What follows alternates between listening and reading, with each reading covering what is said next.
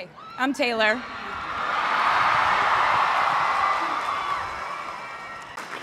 As for me, I'm 90% sure the main reason I'm here is because I have a song called 22.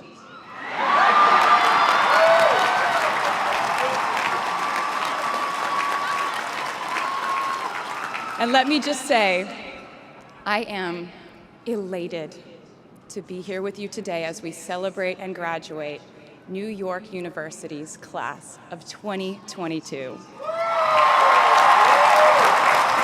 In their pursuit of educational enrichment, let me say to you now, welcome to New York. It's been waiting for you.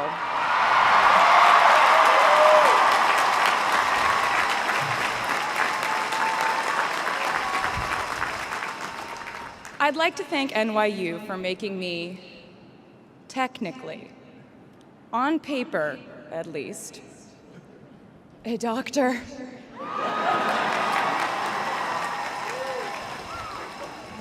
Not the type of doctor you would want around in case of an emergency.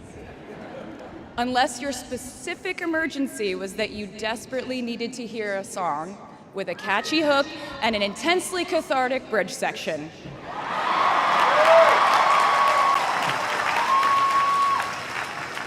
Or if your emergency was that you needed a person who can name over 50 breeds of cats in 1 minute. Life can be heavy, especially if you try to carry it all at once. Part of growing up and moving into new chapters of your life is about catch and release. What I mean by that is knowing what things to keep and what things to release. You can't carry all things, all grudges, all updates on your ex, all enviable promotions your school bully got at the hedge fund his uncle started. Decide what is yours to hold and let the rest go. Oftentimes, the good things in your life are lighter anyway, so there's more room for them. One toxic relationship can outweigh so many wonderful, simple joys. You get to pick what your life has time and room for. Be discerning. Secondly, learn to live alongside cringe. No matter how hard you try to avoid being cringe, you will look back on your life and cringe retrospectively.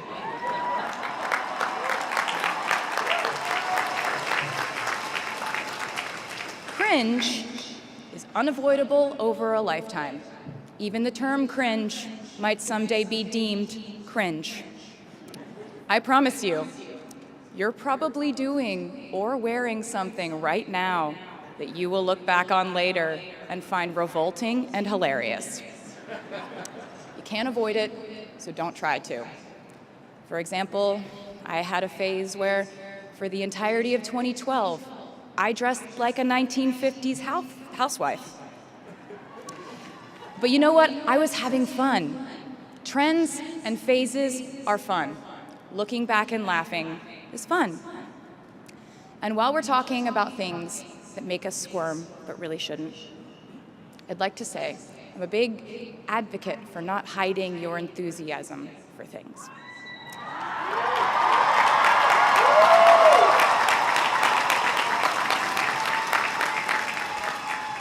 It seems to me that there is a false stigma around eagerness in our culture of unbothered ambivalence.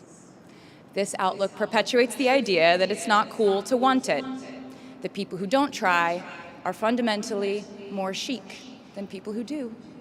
And I wouldn't know because I've been a lot of things, but I've never been an expert on chic, but I'm the one who's up here, so you have to listen to me when I say this.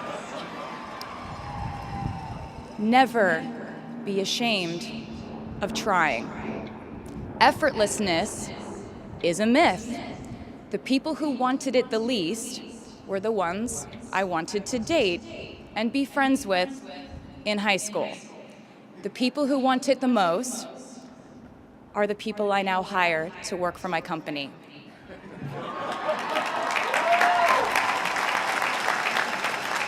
And this might sound like a very songwriter-centric line of discussion, but in a way, I really do think we are all writers. And most of us write in a different voice for different situations. You write differently in your Instagram stories than you do your senior thesis. You send a different type of email to your boss than you do your best friend from home. We are all literary chameleons, and I think it's fascinating. It's just a continuation of the idea that we are so many things all the time. And I know it can be really overwhelming figuring out who to be and when, who you are now, and how to act in order to get where you want to go. I have some good news. It's totally up to you. I have some terrifying news. It's totally up to you. However, if I did slip up, the entire Earth would fall off its axis, and it would be entirely my fault, and I would go to pop star jail forever and ever. It was all centered around the idea that mistakes equal failure, and ultimately, the loss of any chance at a happy or rewarding life. This has not been my experience. My experience has been that my mistakes led to the best things in my life. And being embarrassed when you mess up, it's part of the human experience. Getting back up, dusting yourself off, and seeing who still wants to hang out with you afterward and laugh about it, that's a gift. The times I was told no, or wasn't included, wasn't chosen, didn't win, didn't make the cut, looking back, it really feels like those moments were as important, if not more crucial, than the moments I was told yes.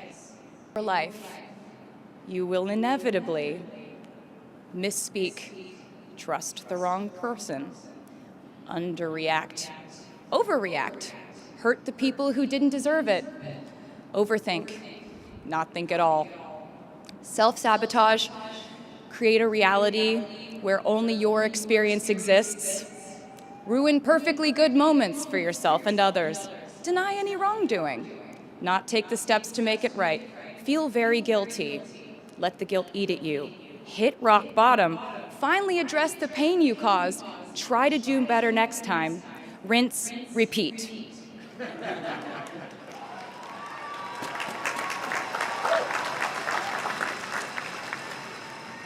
And I'm not gonna lie, these mistakes will cause you to lose things. I'm trying to tell you that losing things doesn't just mean losing. A lot of the time, when we lose things, we gain things too. Now you leave the structure and framework of school and chart your own path. Every choice you make leads to the next choice, which leads to the next, and I know it's hard to know which path to take. There will be times in life where you need to stand up for yourself, times when the right thing is actually to back down and apologize, times when the right thing is to fight, times when the right thing is to turn and run, times to hold on with all you have, and times to let go with grace. Sometimes the right thing to do is to throw out the old schools of thought in the name of progress and reform. Sometimes the right thing to do is to sit and listen to the wisdom of those who have come before us. How will you know what the right choice is in these crucial moments? You won't. How do I give advice to this many people about their life choices? I won't. The scary news is you're on your own now. But the cool news is you're on your own now. And as long as we are fortunate enough to be breathing, we will breathe in, breathe through, breathe deep, and breathe out. And I am a doctor now, so I know how breathing works. I hope you know how proud I am to share this day with you. We're doing this together, so let's just keep dancing like we're the class of 22.